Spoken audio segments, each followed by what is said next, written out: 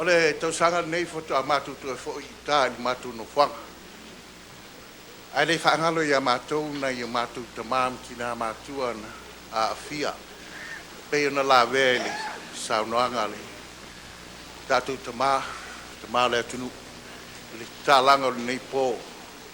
Os tausanga whaingitā li tau mwhai. Ai whawhitai.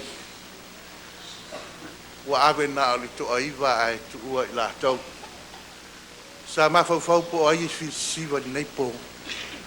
Ia ai ua naitina ia to ta ua survivors o la tola na to se si fa punga po toenga ale tsunami le la to tasi mai falli mai sai to tasi le o ngaton ya mal to tasi mai falli mai sifu e to tele la to ele fa perna to ai ua filfilia la to ele mamalu mal pa ia o tamama tina matua o le asa I matou pese mulmul na ia in te iwa ovan matou teimi o te ngia o le li le fai mafonga o le po ia a ia I lava le tangata ia I fi sa ia tala au mai luma I sa whaatasi ai Whaftai atu I le saunoanga I lau sunga whawhiti o te tūlai fo I whai masui o le whenga malo le e tai o teitei whono le fiol peristene le fionga I le tamaitai o le au ia ngau te oti fiol whongftalai malu le to whail tau tutoa I asa vali ma malu o le whono whai tūla whono ma le malo Amerika Samoa ia mori atu le whaftai ia te autou o mātou Matua e wilawa I na whita ma whaingita hala ma tāpenanga ia ai leo pea I lava lautou nau e whaasoa mai I le atunu le tāleni le lei o lotu mau I autou si ufonga ma fofonga mata ngofie ma le tau sa fia ma le fia o mātou whalongolongo le ni pō ma le nganga o tia ma le malie ia o te nofo fo ia au malo manatu ia toi lua nei tau sanga ia no sau foi le tatou pe pese fatas wa le o ia tau sanga a feita li ai la wali laila lo le fio mai la tau le maftanga ia o le matou faftaile na ele tu mautuina a le usau no le faton ia le afaila la tau lunga a faia yeso tina po so tamama tua ia ole se lauta la le e te tala ai le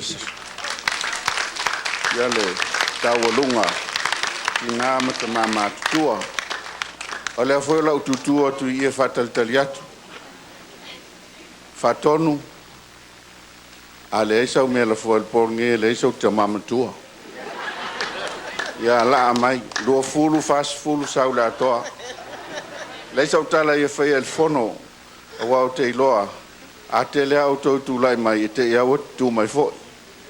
Ia, ai alo ia lau whionga le whatonu ma le a se o kuku ia whakankali vaenga lea. Fio mai mtala mai a o mai sau tūpe lafo mai I il mea lea. Se lau ta la lea wa I el tamu. Ia a o le mea lea. Ia, lau tō whafonga le saunoanga malamalenga I le whionga le kovana. Ia, o tātou tamama tina mātua ia.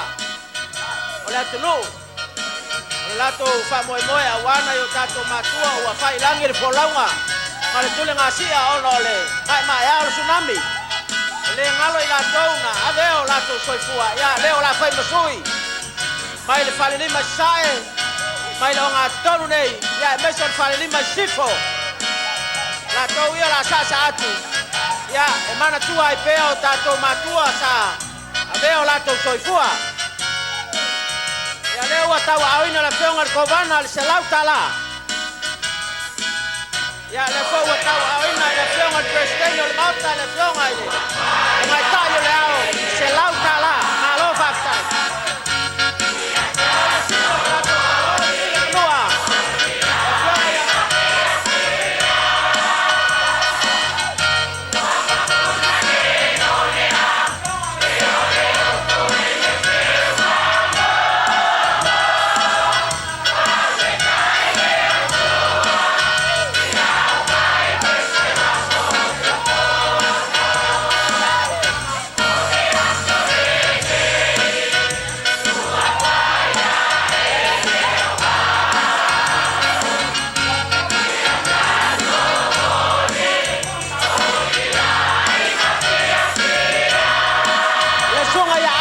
fasau lua se fulu tala. La fionga le lofi a mo le fionga le fatui, fionga le fai lautusi a tu pelelia. Kasi se lau tala. O faton silo tanga luenga. Tanga luenga le malo, Evelyn Lenford, fa se fulu tala. La fionga le faton silo loa le malo. Petro bola tawinini, fa se fulu tala.